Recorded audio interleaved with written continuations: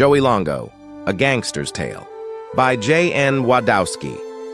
For your full enjoyment, be sure to read, listen, or watch to the end.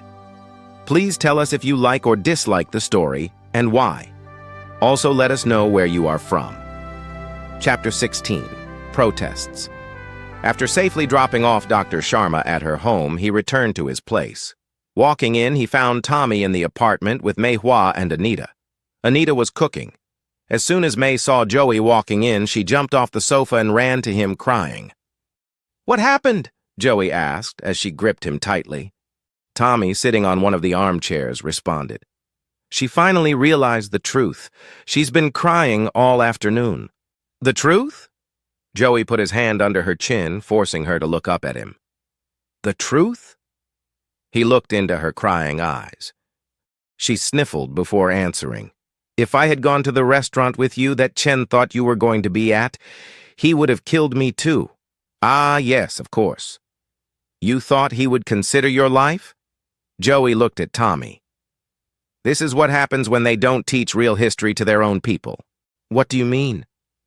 Feeling safer with him back, she stopped crying but was still sniffling. Mao had told the Soviets and the Americans, in response to their threats of nuclear war, that if they wiped out half of the Chinese population, they would still have hundreds of millions.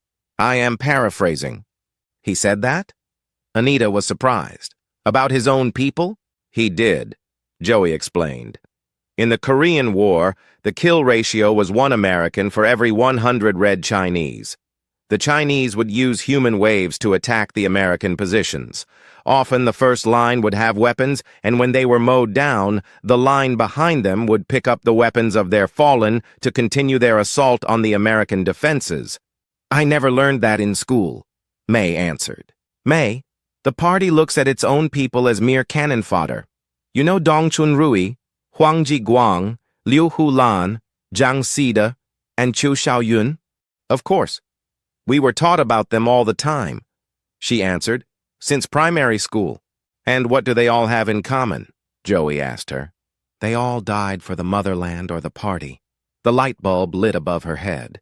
Joey looked at Anita. "What famous Americans were you taught in school that sacrificed themselves for the Republic?"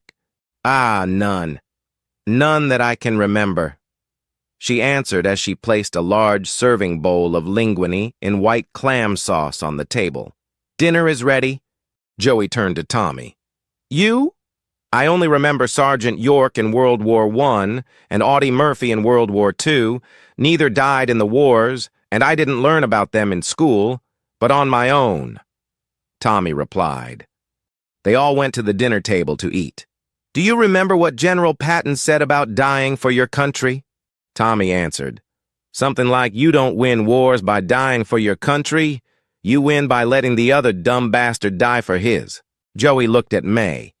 "Now you understand the difference?" She used a paper napkin to blow her nose. "They really do not care about us." "No, they do not. You are only means for them to maintain their power and the wealth of their families," Joey explained. An hour later. "That was delicious, Anita. Do you make your own sauce?" Joey asked. Anita smiled. "I do." "Hao-chi, very good." May took some more from the serving bowl. "Thank you, May." Anita responded in a deadpan way. She looked at Tommy, who was almost finished with his second bowl.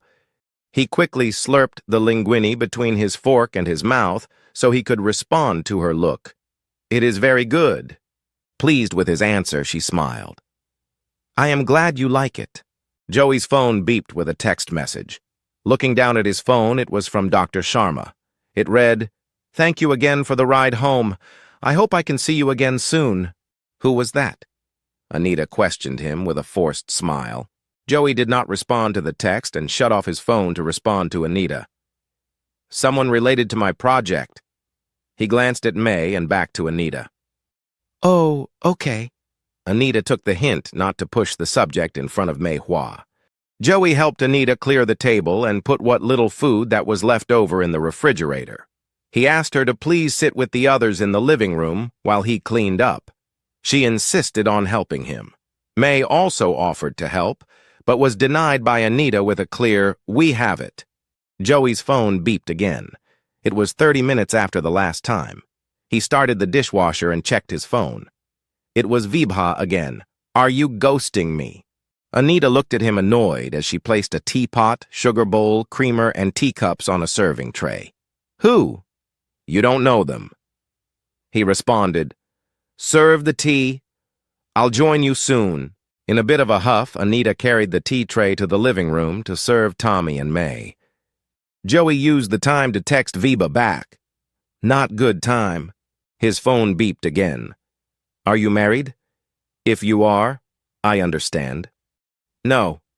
Talk tomorrow." He put his phone back in his front pocket. He then took out a bag of Entenmann's assorted cookies. Putting them on a plate, he brought them into the living room and placed them on the coffee table. May, having her tea straight, took a cookie. "I love these." She smiled at Joey, who sat in the empty armchair. "Enjoy." Joey smiled, then looked at Anita, who was not smiling. "What?" he asked her. "Who keeps texting you?" she asked again, placing her cup and saucer on the coffee table. "It is work-related," he answered. "At this hour?" Anita questioned. "And what exactly is your work, Joey?" "It is a need to know." He looked seriously at her, hoping she would drop the subject. "The less you know, the better it is for you. So you are protecting me? By keeping me in the dark?" She was not buying it. "It is why you are here, Anita, and why May is here." He looked briefly at May, who was on her second cookie. "To protect both of you? But you are not the only ones I am protecting." "So, this person is a woman?" Anita's eyes tightened as she stared at him. "She happens to be. But that has nothing to do with it," he answered. "It is best you don't know more than you need to about her. And it is important she does not know you are here." "Why?" May asked. "Information, as you know, May, is a tool that can be easily turned into a weapon." Joey looked at her. "It is why the party recruited you. Yes? For you to collect information for them, by any means?" May blushed a bit. "Well, yes. I am not a honey trap. I do not work for the Triads," Anita pointed out. "You are good friends with the Rodrigo's cousin," he answered. "Yes, but I don't work for Rodrigo," she protested. "Maybe not willingly, but anything I share with you might accidentally slip to Teresa, who in turn could accidentally slip that information to her cousin. Loose lips sink ships." Tommy quoted the old war phrase. "When does a secret not become a secret?" he asked Anita, not intimidated by the dagger eyes she was giving him. "When you tell everyone," she answered. "Close. It is when you tell anyone." Joey gave her an example. "I tell you a secret. And have you promised me you won't tell anyone?" "And I wouldn't." She defended herself. "Having Teresa first promise not to tell anyone, you tell Teresa," he added. "Well, she is my best friend." She then, for say, tells her mother, who she loves and trusts deeply, not to tell anyone. He continued. Okay, I get your point." Anita gave in. The next morning, Joey, still not trusting May, had her sleep in his room again. He slept on the chair near his door. Anita insisted on sleeping in the room. She took bedding from Tommy's place and put it on the floor between the bed and the windows to the street below. Joey's phone rang in his pocket, waking him from his uncomfortable sleep. Anita, waking up, sat up on the floor. "Her again?" Joey looked at the caller ID. "No, it's Detective Eagle Scout." "Eagle Scout?" She was confused. "He's a Native American?" "No, I'll explain later." He answered the call as he stood up. "Yes?" He listened. "No, I just woke up." He went to the windows, stepping over Anita, whose eyes followed him. "I see them. They're in front of the police station, too?" He listened on the phone. "I'll come by. Give me a couple of hours. Bye." May finally woke up. Sitting in bed, she covered herself with the bedsheet. Anita stood up and stood next to Joey. "What?" "You see who?" She looked out the window and down at the street below. Protesters were holding up signs with Joey's name on them. The signs accused him of racist, anti-Chinese, and murderer. They were a mix of older Chinese, university professors, some white boomers with tie-dyed t-shirts, and men with gray ponytails. Largely, the crowd was university students, mostly young women with colored hair, tattoos, and face piercings. A larger group is outside the police headquarters, he explained to Anita, with May also joining them and looking down. Why? Anita asked. Realizing both girls might be seen, he guided them gently back into the bedroom and away from the windows. Soft power, he explained.